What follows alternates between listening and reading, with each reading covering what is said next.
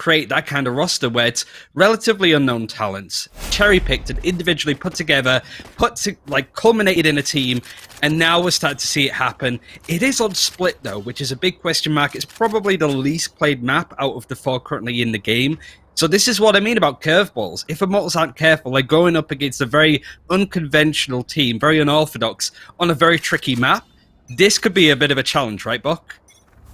I mean, yeah, this could be quite difficult, and I'm not really sure how they're going to approach the map. It does look like we're going to see that dual duelist coming out from Code 7. It's a very scary lineup. It is going to be Code 7 attacking first. I love the Omen pick on this map in particular, and most importantly, there is going to be a Sage on Immortals lineup. Kind of necessary, I feel. We can talk a bit more about Sageless comps as they go, but for the most part, on Split, you really don't want to be doing that. And so far, it's a relatively slow start. Teams taking it really careful, because when you're playing with Split mid, you really need to give it a lot of space and a lot of respect. We'll finally see some action kicking off here as the first kill will finally come through. That was Asuna there playing the Raze. No surprise there. Rob Wiz on the Jet moving back over towards this A site where they're going to make contact with Gangsta, who is locking down the ramp. There's the Molly coming in as well. Foe going to drop down the Brim Kohler on the site. So it will be a quick retake. You can see that brand new knife already equipped here by multiple players. Heavily investing in that new skin set. Can't blame them. It is quite beautiful. You've got the Cypher now working in through the screens. The man with the cam, ironic to be coming through this section with a little bit of extra display. Thief trying to work in. Nice shot onto Payan, but there's Rob Wiz waiting around the corner. The Classic, though, going for a reload. Sumhill still hits the shot onto Asuna, and it's going to be down to 1. It's Bjor, the Sage, trying to retake on the site. The spike ticking lower and lower. There's 2 right around the corner, but just going to run low on the magazine. It will be the first round going the way of Code 7. Really good play from Rob Wiz. You know, you have to be careful as soon as you get that plant down that you don't just sort of sit back, especially on the A site. You don't want to just plant it down and go, all right, cool, we've done our job. We can just sit back here, because you're allowing TSM to sort of take up all of that space away from you. So it was good from Rob Wiz to poke ahead, catch the guys out on Immortals, sorry, not TSM, and they weren't expecting it. He got a double kill and did enough damage to put it into a nice 1 versus 2 right at the beginning. And this is Thief. This is the latest play to be added into the Immortals lineup, and I'm a Cypher player, so I'm very much wanting to see as much of him as possible. As a Cypher main myself, I knew you were a smart guy coming into this one. Mad of culture. Cypher, just #1. I like the aggressive cam placement here on the B site. I always love to see a Cypher try and push that issue a little bit further forwards instead of just sitting back on his haunches. You do have Sage currently sitting in the mailroom. The attacking side obviously has the investment. Look at that skin. It's just ridiculous. The Frenzy alive and well over in the mailroom. But here's that Cypher on B about to be tested in just a moment. You've got a couple of bodies building up. They send out the Satchel to pop any tripwires that are down. You can see the Raze is actually supporting here as well. They've got a lot of presence towards mid right now with the Cypher lurking on A. If the Cypher can get the pick on this Phoenix who's trying to put kind of some feelers out over on A, that could be a bit of a problem, especially with the whole team moving over. So they've baited them off the A site, and this is going to be a full-blown A push right into the lone defender in Gangsta. The longer they take, the more that we're starting to see Asuna rotate around. He's already on the heaven high ground on A. Gangsta's going to run into multiple people, but the spray down on the Stinger is good from Payan. This is slowed right down. You can see that Immortals are better prepared for this. The dash isn't good, though, as Rob Wiz is just going to, again, push on ahead. They're clearing the site. There's still more people on Immortals to deal with, but Thief snuck in. Yeah, unfortunately, nothing going to be stolen by Thief this time around, despite the sneak in. I was told by Foe ahead of time that there could be some aggressive Stinger play. Expect to see it. And he said, you'll probably make fun of the cheese, but it works out well for us. And there was a great example. They go heavy on the Stinger investment in the second round, and they just shred apart the defense. Again, this is still by far the most defensive-heavy map in the rotation. So if we can see Code 7 get off to a nice string here, maybe pick up the first 4, if they can win this round here, that'd be huge. It's super important to just get off the mark sometime on attack. But look, it's all Stingers across, going up against an Operator for Asuna. So this is a real change of game, but Asuna misses the first shot, has the new knife too. but he's forced to back away completely to the point that he's going to the A site. It is leaving mid rather open, but it's the B site that's looking to be hit. Thief is going to hold it down as much as possible. His aggressive dashes in from Robwiz are actually working super well with the Stinger, and it seems that a plant spike is going to go in eventually, but Bjorlu getting double means that he's delaying it even more, and they seem to be a bit trapped on the low ground of B. Oh, yeah, I mean, you knew coming into this that this was going to be difficult, but you would have hoped for at least a little bit more success. They do have a Phantom and a Stinger equipped in the 2-on-4. The Ray is going to send out what they've got. The Bomb Buddy is present as well, so they'll send out that Boom Bot heading towards the backside of site. Good damage coming out. Foe has to go to the sidearm. It's not enough. The fact that they do find 3 kills, though, on the round is actually huge because you're almost expecting to lose that round coming into it. You know you've only got SMGs. You know they're going to be upgrading with rifles. So impacting the econ in the long run is really big on that attacking side. That third round can be so punishing if you're the team that wins the first 2. But because they survive with so many bodies in that second round, the buy coming in here should be fine. Should be. It was a bonus round, really. There's nothing more to say too much. They did a bit of damage and they got the plant in, so that's an extra bit of money. So you can only really hope for so much. But now this one is going to be really important if we want to see Code 7 continuing with that momentum that they built up quite early on. I think Immortals need to maybe give them a bit more respect, I suppose. Certainly Rob Wiss, who was just holding W and dashing into people with stingers, but now, as we start to get out of the early game, stuff is gradually going to change, with a lot of pressure on mid from the attackers of Code 7. Again, Rob Wiss starting off with the pick onto Bjorlu. That wonderful jet ult as the knives come out. They go for the swing, and they do pick off one, but in response, we've got Foe stuck in the corner. Excuse me, it was actually the ult getting popped by the Phoenix, so no kill coming in. They'll run it back, obviously keeping him alive still. Cypher, again, getting aggressive currently in B main. Rob Wiz has the knives back out again, looking to do some extra damage on the round. It is at a 4-on-4, and they also have the Showstopper, the Raze ult, the Rocket could open things up, and it looks like the team is going to be grouping up back towards the A site, where there's still 2 players in the same position. You've got Phoenix and Brim both on ramp, both there ready for the trade should it be necessary.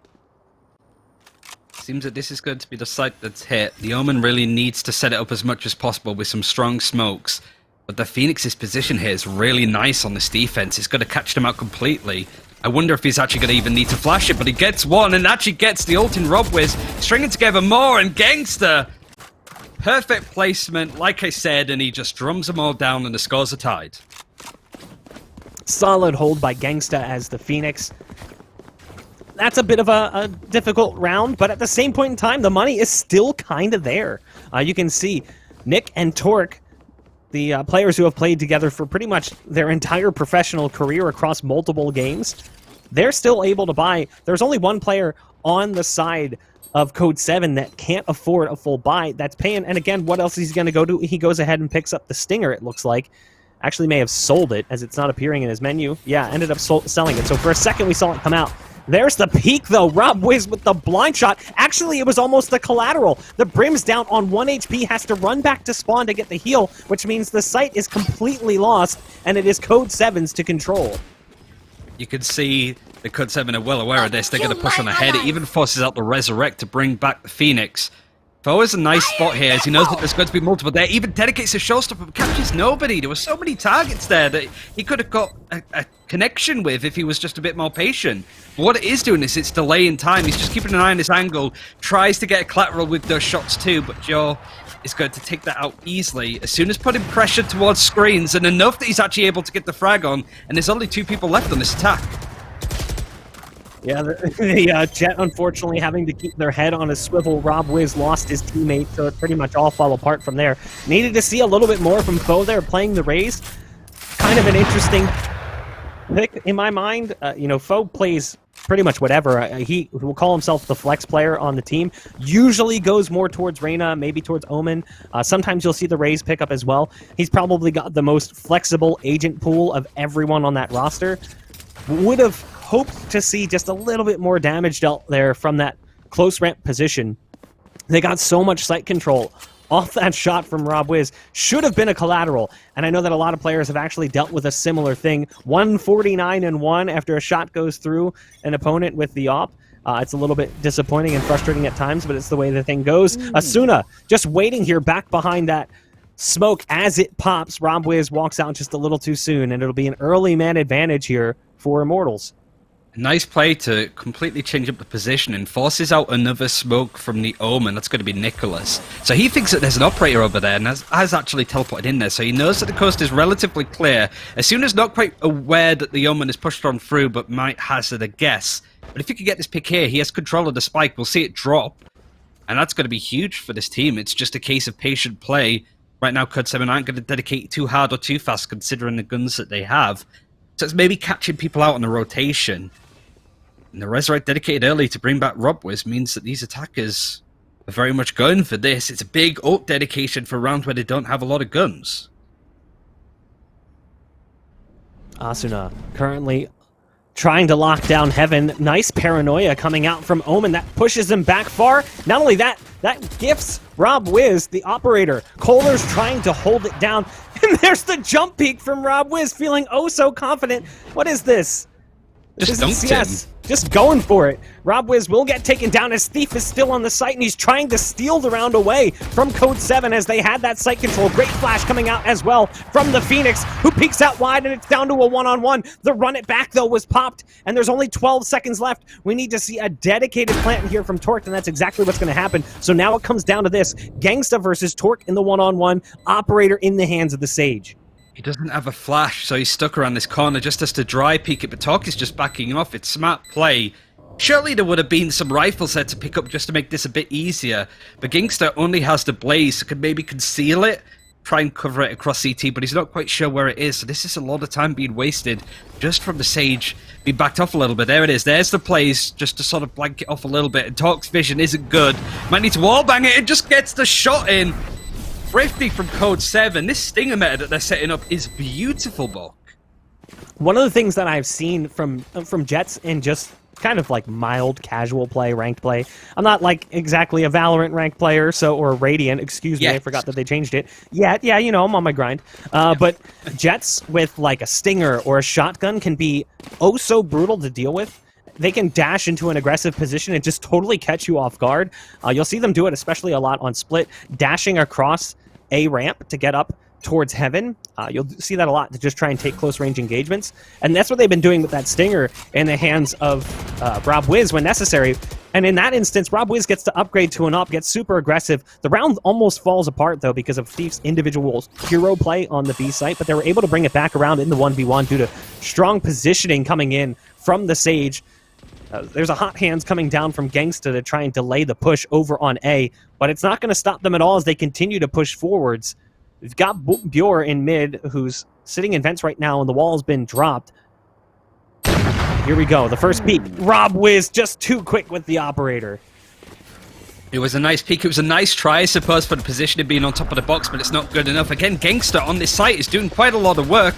Dedicates the orbital strike at the defense. It doesn't quite catch anything. Nicholas has even made it onto the high ground where the majority of this defensive Immortals is. Meanwhile, RobWiz is still doing RobWiz things, so he's having a grand old time clearing off towards CT. And gradually, Immortals are starting to dip when it comes to their numbers. A lot of pressure coming in from behind the site now as Collar's going to be leading the line with Bjor.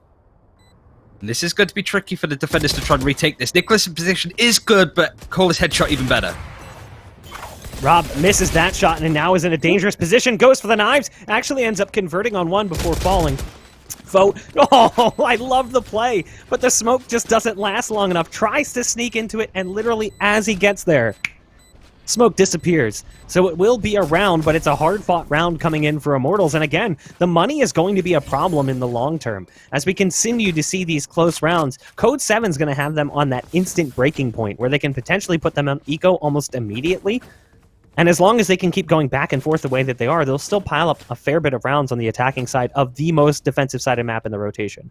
Right, exactly. You say it there. Like, both teams are trading rounds, and I think ultimately that works in favor of Code 7, just because, you know, it feels like bonus rounds. A lot of people say, you know, if you're attacking and your score is 8-4 and you're the 4 before you go to defense, that's pretty strong. That's pretty good. I don't necessarily know if I agree, but it just goes to show how people really consider how defensive-oriented this map is. I think it's a lot better since we've seen, like, the changes onto mid, especially, but Like, Immortals are kind of on the back foot here, and Code 7 are throwing a lot of interesting plays at them. And it's super fascinating to see how they deal with it. In some cases, really well. In some others, not so much. I love this. Pan and Foe have actually made it past ramp using that cyber cage. They're going to be sneaking into spawn. They've got this position held down. You can see they think that maybe they could be here, but by not pushing, they keep this defensive side of Immortals guessing, wondering if they've actually moved into this position or not. What they're waiting for is for the rest of the team to start working their way back towards A. So you can see Rob Wiz, the Jet, already getting towards ramp. You've got 2 more coming through from spawn, and now they're going to start looking on the backside, but if they didn't wait long enough, unfortunately the play falls apart. Gangsta was too woke, too aware, and now it's up to the remaining 3. Fortunately, Kohler can't replicate the rest of this defense, really. Rob Wiz is starting to push it aggressively. Gangster only able to do so much. No more flashes yet again, so might just have to dry peek this if careful. The plant is going to come in, as we see the neural theft used to give up their position. And this is great for Immortals because everybody's on site. There's not a lot of space to work with, and that's why Rob Wiz is trying to get away from the site as much as possible to try and catch out their positioning. They won't have any idea that he's moved this quickly. I love that move from Asuna, using that to get into the backside of elbow. It didn't necessarily work for the Rays, but obviously there was a quick trade coming out due to that low magazine on the Stinger, spending most of its bullets at the wall trying to trace the target. It's a 5th round coming in again here. It's Immortals on top.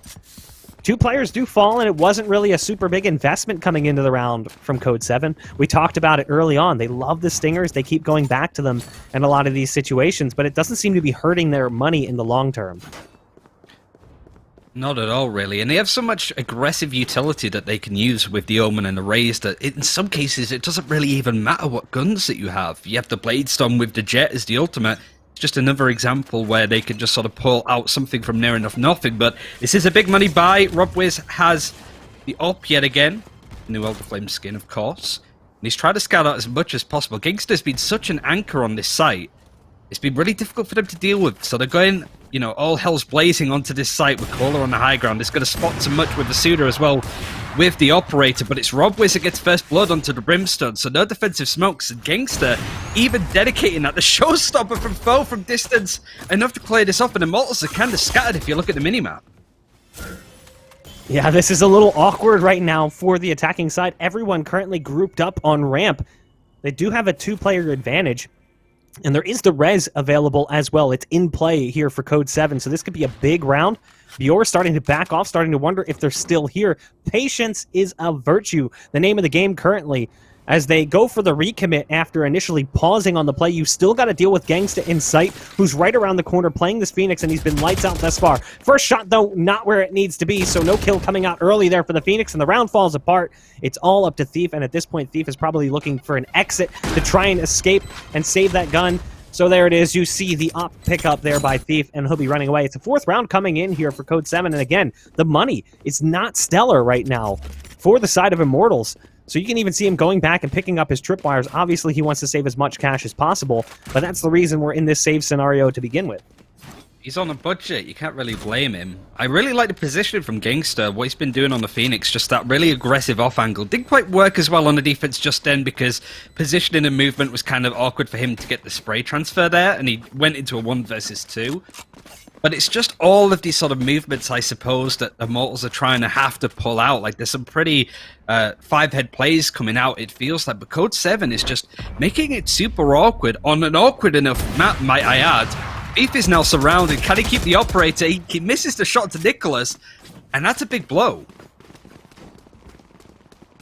Yeah, losing that one is definitely going to sting. We'll see how it affects the buy coming into the next round, but you really shouldn't see too much of an investment. Yeah, there you go. You've got this mix mash of cash, but they do decide to go for a late purchase, and it's going to actually be a double op. So you can see how that would have changed things potentially, as Thief would have had an op, could have either kept it or dropped it and received a Vandal or a Phantom in exchange, could have rounded out the buy a little bit better. So they're going pretty heavy on the investment. I think part of that is understanding the situation that they're in. Yeah, it's early. Kind of. It's the 10th round. You're at 5-4. You don't want to surrender that 5th round because, again, this is super defensive-sided. So they go for the investment. The problem is if they do lose it, then they're even in a worse position because they're staring at 5-5 with a guaranteed save to follow this. I mean, you're pretty much surrendering the lead if you lose this round. It's the fact that they're pushing A so aggressively. It opens up quite nicely, but Cole is trying to bring up the aggressive orbital strike. It does get through. He dies for the process, but unfortunately everybody's moved on past that. It's just now going to be Thief on this defense to try and fight up against the 3 surviving members of Code 7. And I was going to be kind of critical of the fact that they just seem to be running A. They're not doing any splits, not trying to bait towards B like they did very early on in the game. But, I mean, you can't really knock it, Bot, because it's working super well for this attacking team of Code 7.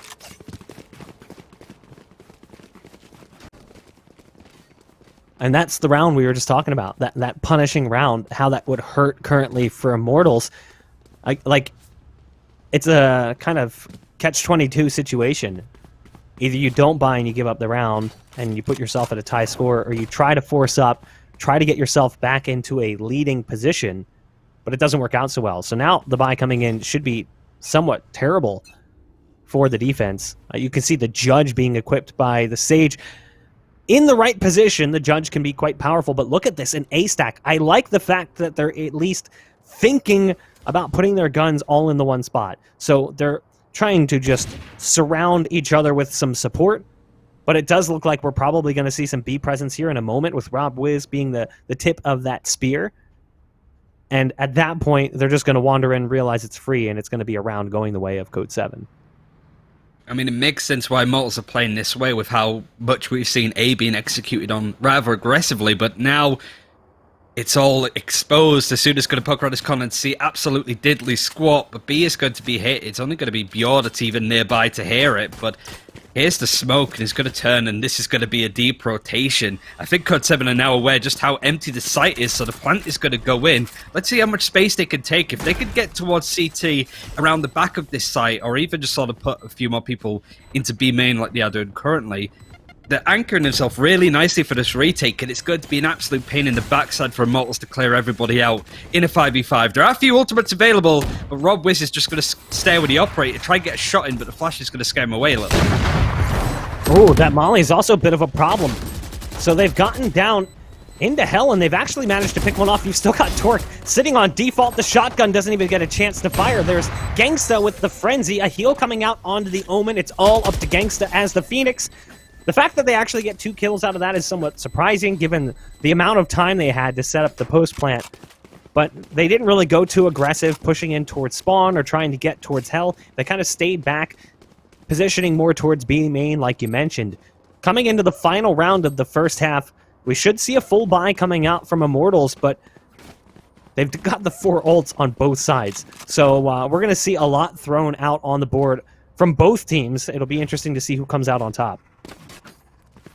Sure, it's super close. And I think it's worth adding too, because we have new changes to the overtime system. For the round-robin group stage, it's going to be the same as it is usually. You know, when it's 12 all, it's first to 13, it's just that one round. But when we get into the playoffs and stuff, that's when we're going to see the new mode for sort of stoppage time, overtime moment, because Rob Wiz is actually going to push in now, gets a lot of damage done, and even the showstopper's dedicated catches absolutely nothing. That must be like the 3rd one that we've seen from Foe that gets diddly squat. There's the neural theft coming out. That showstopper can be so difficult because it's so easy to read and so easy to escape. Camera's down, that gives away the position of the Cypher. That means the Molly's going to be right on the money. Doesn't matter. Payne wide swings, catches Kohler off guard. Here's the other showstopper coming out. This time it's successful. Rez coming through as well, but it's a bait Rez. 7 rounds for Code 7 on the attacking side of Split. That is absolutely fantastic. A great first half coming in from them. Ideal, really. And considering they have the Cypher, sometimes you see teams, when they're attacking first, they drop the Cypher to play a bit more aggressively, just hope that they have the point advantage by the time they go into the defense. But when you look at the roster for Code 7 now, you kind of look at it and go, actually, this should be pretty good on defense too. You have the Cypher anchor in B, as you always do, but the presence of a Jet and a Raze and an Omen being anywhere on the map, I can sort of guess that Code 7 are going to switch up the positioning here. This is a great book, but it's a nice little 1v1 you can see between the 2 carry players, Gangster versus Rob Wiz, and it's the Jet coming out on top. We don't see a lot of Phoenix in EU, where I typically spend my time watching the games, but I've got to say, the way that NA plays Phoenix, like Drone, for example, with TSM, is definitely something to behold, and I want to see more of it.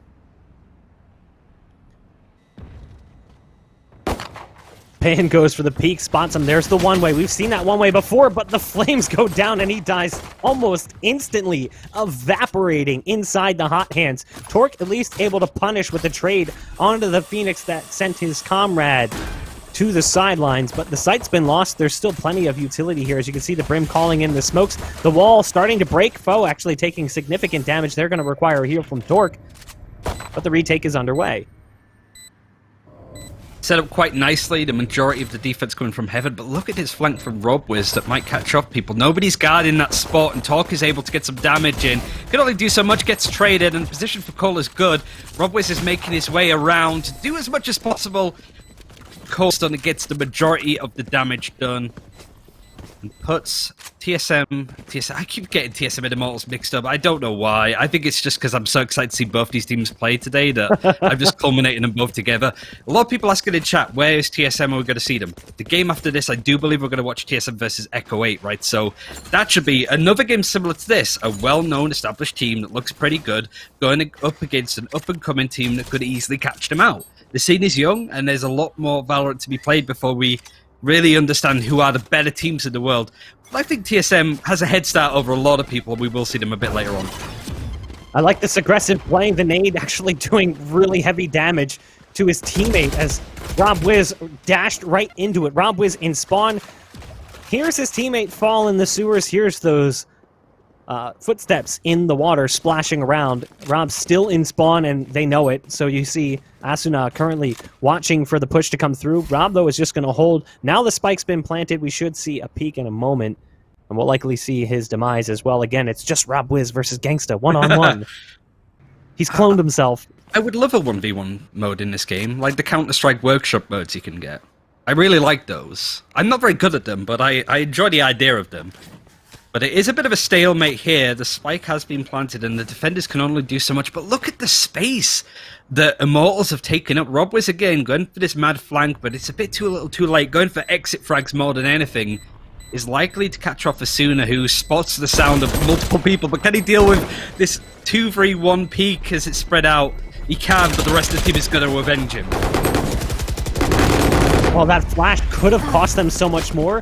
The spike also barely... No. They almost all got taken out by the spike. That detonation ring came very close to where they were fighting. Had we seen them survive a little while longer with the rifles there, there's a possible chance another one does fall. Yeah, Bjor does go down to the spike in the end. But still, I like the play. I like the setup, understanding that there was no way they're getting back into that one with Classics. They just set themselves up for exits. We'll see what they decide to do, though, as we come into this first full bye. We talked about this in the first half. This round can be the punishing round when you're on the side of the team that won the first two, because this third round does dangerous things to your money. On top of the wall early is Foe, and he has to back off as the nade goes down to do some additional damage. They break the ice right away. No surprise there. And that's not too bad if you're Immortals, because you baited out so much key utility a little bit more there as Torque is throwing out the slow orb, only has the one left, so really they could just put a bit more pressure on mid, force out a lot more. That smoke might just do that, but Torque isn't buying it, it's just going to spray in. But I like the positioning of the Omen on this defense. I like where Nicholas has placed himself. He's trying to catch if anybody goes for the rotate. It's almost a bit of a bait, like go through the rope room, it's empty, you know, go on to A, that's a great play. But now Nicholas is just sat here nesting, waiting. Typical Omen player just lurking in an awkward spot. Let's see if Gangster is going to be aware of it. We might have a bit of a stalemate. We might be here for the rest of the round, but I've got to see how that one plays out. It looks like Gangster is going to back off a little bit. Yeah, I kind of was wondering how this would change if Gangsta had the hot hands. The problem is they're actually going to be executing towards A. Rob's going to call it out. If Rob goes for a peek here, it could be quite problematic. I like this play currently, though, from Gangsta. He's going to lurk this one out big time. So there's the Omen going up the ropes, trying to come through with the support. RobWiz dies in the meantime, so they've lost that site control. Damage being dealt through, and now the flank starts to come in. You've got this Phoenix working down the ropes slowly. Paranoia pop. Sage, slow orb coming down on ramp. Again, the Phoenix is just buying time right now, waiting for the team to do their due diligence. Gangsta has the perfect flank, has them trapped in. He can make the call. Hey, guys, they're mostly in heaven. There's a lot of presence there currently. Gangsta now starts to come up, and here's the peek. 1, doesn't take the fight with the Sage. There's the peek through, doesn't make a difference. Nicholas is there with the trade out, but they're going to have to try and back off and save their weapons as Immortals has more than enough on the site to defend. An 8th round for Immortals as they take this lead back with 4 players surviving, no less. That's what I like to see, just the way that Immortals bided their time there. You were right, the gangster could just come up at any time and frag out like crazy when necessary. But the key thing there was, it wasn't necessary. They planted the spike, they just needed to buy time. And if they knew that Code 7 was just going to be on heaven, skulking from side to side, trying to anticipate what to do, a bit antsy on their next play, the gangster's just going to sit there and go, they haven't moved. Just chill, guys. You don't need to fight them. We're buying loads of time. The enemy isn't necessarily us in that situation. It's the clock. It's the spike deploying. So, nice, patient, disciplined play. They're not going too frag heavy, but the way that Immortals are taking space on this attack after that plant goes in is sublime. They take full control of the split map, and it's so difficult for Code 7 to get in edgeways. Again, Code 7 goes with the gamble, and they stack the B site. This is what we saw from Immortals in that first half. There's a double swing, and I like that, but that's going to be the read. Hey, they've gone pretty heavy towards B. Why don't we rotate out and go A, where there's only one player currently playing defense, and that's the Omen, who's currently up in heaven and actually going towards ropes. Moving away. So, yeah, if anything, the site just became easier to take. It's always funny to watch attacking teams when they're moving onto a site where nobody's there and just see how nervous they are. Because obviously, there's nobody here. You don't need to worry. There we go. Thief is a bit more well aware that the site is clear up. And yet again, let's see if Immortals try and take much space. They're not just going to sit on the site. You can see exactly where Cole is positioned, and it catches Nicholas out. This is where you start to see this really solid Valorant, where you don't quite see it with Code 7. At least not at the same level, I suppose it would be. But Pure's positioning here might catch a few people off, and yet again, Code 7 just aren't sure how to approach this.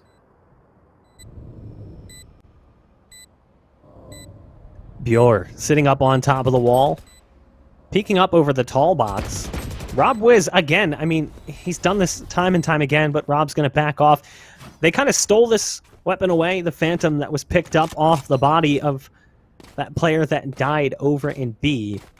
So he'll be backing off and saving this weapon to bring it into the next round. It will be 9 now on the scoreboard for Immortals. As strong as that first half was for Code 7 on the attack, it's looking dangerous right now as Immortals is swinging pretty hard on their attacking side. This is a big round for them, though. Not only do they want to win this to prevent that double-digit 10th round from coming on the board, but they're going to go heavy on the investment. You're going to see that operator purchase for Rob Wiz, and I think that's going to be pivotal because we saw in the past just how big that op could be when put in the hands of Rob Wiz. I think both Asuna and Rob Wiz have been great with the Operator. I think it's more of a staple meta part of the composition. I feel the Operator in NA, most certainly to EU. Double Operator is very much a thing over here, and the Sageless comps that we have seen a few teams play is because of how strong Operators can be. We see that Rob Wiz has his weapon of choice in his hands, only has to deal with beef on the attack. The majority of pressure is going to be put to A. Yet again, the wall used early. I'm not necessarily a fan of that just because it's so expensive. It's such a core piece of utility. And just like that, it's gone. And Gangster's going to be on the prowl, push up ahead. Let's see actually how the defense reacts to this. It's mostly just getting out of there as much as possible. Gangster can get nothing done with the ult. No information, no kills, nothing. Again, you see this like bait setup that we've seen in the past. The problem is he's done this a couple times and it hasn't really worked out. The timing hasn't been super ideal. And you also have like dual molly. So if he takes down the first player, they can molly him out of position. Oh, he's so patient. Oh, there it is. 1, 2. The shots vertically work out. The spike's been taken down. That's the play we've been wanting to see from Nicholas, who's been baiting that out every single round, and it finally pays off. Now, the spike will be picked up by Asuna here, and the Cypher is going to be going back through sewers to try and regroup towards heaven, but the damage has been dealt by the Omen. Nicholas is going to be so happy considering he wanted to use that play for like a couple of rounds already, right? Asuna's still going to get some damage here, but isn't quite sure about the lurking play that's coming in. Talk's position giving up, but Foe right around the corner is able to get those frags in. All because of Nicholas. I think right now Code 7 need those like 200 IQ plays, and it came at the right time. Perfectly placed for the Omen. And an important round, I suppose, for Code 7 to win. They have a few aggressive ultimates to use. I want to see if Rob Wiz is just going to run at them yet again with the Blade Storm to try and catch people off. But considering he still has that Operator, might just want to sit on the back foot a little bit, play a bit more passively to watch that angle from screens on the A site. They have a Resurrect, so this isn't, you know, out of the woods just yet for Code 7. It's not done and dusted. They still have a chance to pull this away from Immortals. Immortals still having decent money enough to buy these Phantoms, have a few aggressive ultimates, like the Orbital Strike and the Showstopper. Let's see what they can do with it. That Orbital Strike could end up being quite pivotal if they're able to get site control. Same with the Showstopper. We'll see what ends up happening here as they lay down the smokes to try to push up in mid. Again, no vent presence. So we mentioned this. Code 7 plays this map a little bit more unconventional. And that's in general their approach. Going sageless more often than almost any other team currently competing in North America. And intentionally, mind you, it's not an accident. They do it on purpose. Some people see it and they go, oh, did they forget? Did they forget to pick Sage? No, that's just how they play. High cam on the B site currently from the Cypher. Just watching for the exit should they decide to push, playing on the opposite side of that pillar. But you can see it's going to be an A play right now, and Rob Wiz right behind it, just can't quite get the timing right. Was very close. There's the paranoia coming out, and it's so powerful. Still blinded is Thief. Just seconds after that does get popped. Now they're going to go ahead and pick up the orb. That'll bring the Sage Wedge back into the fold, so that brings Kohler into the fight. Nice nade coming out. Great damage being dealt. Showstopper being popped here by the attacking side, sending it out towards screens. Plenty of time to get away from it. Yeah, he had all the time in the world to move away. Even the Orbital Strike not catching where this race is going to be. Pain now using the Neural Theft to catch up where exactly people are going to be. They're all on site. This is good now. Pain using that intel to get some more information, but is going to be the only one alive in this 1 versus 2. No more ultimates available. No more utility for Pain to use. The camera is still set up if he wants to take a peek, but he has to watch all of these angles. Look at the positioning now where Asuna is. You know, use that opportunity nicely, right? I've got a bit of a break. I can move somewhere very unconventional. Pain's not going to expect. Does he peek around this corner? He does, but as soon as there to watch it, gets the 3rd kill.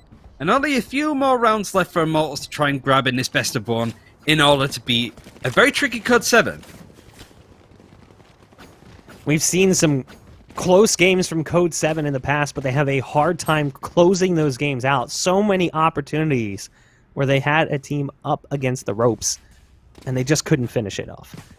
Hopefully that's not the case here, as you love seeing the underdogs come in, a team that maybe not as many people were aware of coming into this event. Some people in chat even calling them boomers, more specifically targeting the likes of Rob Wiz, who's been around the competitive esports scene for a long time, going back to the COD days even, as well as having his time in the limelight there in CSGO for a short period of time. Speaking of the man, Rob Wiz currently in the back of that B site playing a position we haven't seen yet. There's the swing from the operator, and that'll be Asuna currently watching from the sidelines, and it'll be Immortals who's down 1 player early. Old versus new right there if you're calling Rob Wiz a boomer. Asuna's only 16, so he's the up-and-coming talent. I imagine would be one of the best players in the world if you're looking at a couple of years' time, just based on how young he is and how good he is at the game already. Nicholas, yet again, loves this pit. Kingster is probably moulding at that spot right now, considering how much Nicholas is punishing. Now FIFA's a lot to do. It was an aggressive peek from Nicholas, but it was a nice trade from Payan to back him up. Ooh. They just staggered their peaks at the wrong time in order to try and save, I suppose, the player as they were coming in. There's just people on this attack now. They're looking to go 8 more than anywhere, but you can see that Immortals aren't quite sure.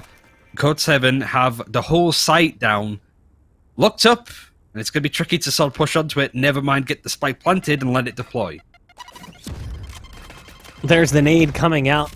That'll try and push them back just a bit. Satchel coming in to do some additional damage. Foe actually using his Satchel. I think he wanted to go aggro with it, but it doesn't work out. There's the swing. Torque gets the flick back to the target up on top of the balcony. Great defense coming in from Code 7. And right when they needed it as well.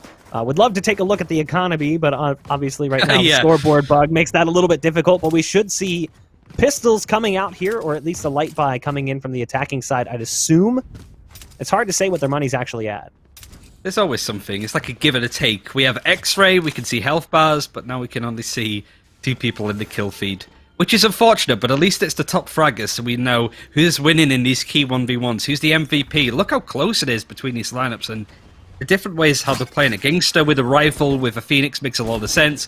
Jet with the operator makes a lot of sense. It's different playstyles, and Bo, Nice shot onto Cola. Could have got more considering people were there, but it's a connected showstopper, so you could say better than that when it comes to the previous showstoppers that we've seen out of him this game, at least. They do break that wall, so that'll push the Sage back a bit. Asuna sending a nade out towards Heaven. Got to back off just a bit. Those nades doing serious damage if too close. Now, again, they've given up control of vents. This has been their approach time and time again, and you see that they do have the Rays pushed into that position. They're going to be going for this A take, where you've got the Cypher and you've got Omen currently playing defense, but they're both in Heaven. They've got that deep cam placement, though, in screens from Pay, and I love this one. It's up inside the glass area towards screens, so you can actually see into the site, but there's not much you can do to stop that one. Here comes the push, though, towards this A site. They're walking their way through. They're going to have to deal with some equipment being put down by the Cypher. Looking. He hears them. He knows they're here. He's just letting them through. And for the retake, potentially, Asuda's positioning must have been given up, considering the paranoia was just in their general direction. Yet again, we're seeing the skulking thief on the Cypher, pretty much apt for the agent that he's playing. Gets one, but needs to be careful that there's a Sage around that corner too. Storm's going to be used to sort of block them off, and even the wall dedicated just to keep them at bay. The spike has been planted. This is good from Immortals. Code 7 on these retakes have looked a bit lost in some cases, not sure where to push in, but Robwiz just glides in, gets one, but can only do so much. The rest of the team, though, is cleaning house. The defuse is coming in. Just as I said they look lost, Robwiz just opens the door and they just go on in. Yeah, and that was a really bizarre defense in general, which I guess is just par for the course for Code 7 with the strange ways that they've been approaching the map of Split. But we can't judge them too much because it appears to be working. They're currently tied up with Immortals, who a lot of people would peg as a top 5 team in North America, currently competing in Valorant. Obviously, the recent roster change might have some effect on that, but at the same point in time, I think if anything, it's done them a positive. Thief has been stellar thus far, who's currently, I think, marked as just a stand-in, not actually a full replacement for JC Stanley as of yet. Right. But the fact that they just let them up onto the site was just really weird. And again, there's Rob Wiz with the operator, and we can get an idea at least of what we're going to see coming into this round, as Gangsta does have 1,700 and the Phantom in hand. So we know what the money's going to look like for the rest of the team, even though we only see it from one player. I think the good thing about trading out players for Immortals is because they are just individual players put together to form a team, you know, stats were used, they were tryouts and trials, is that they can switch out players individually, do okay, but I'll hold that thought as the attack is going in rather aggressively with the run it back. The blind actually doesn't go around the curve.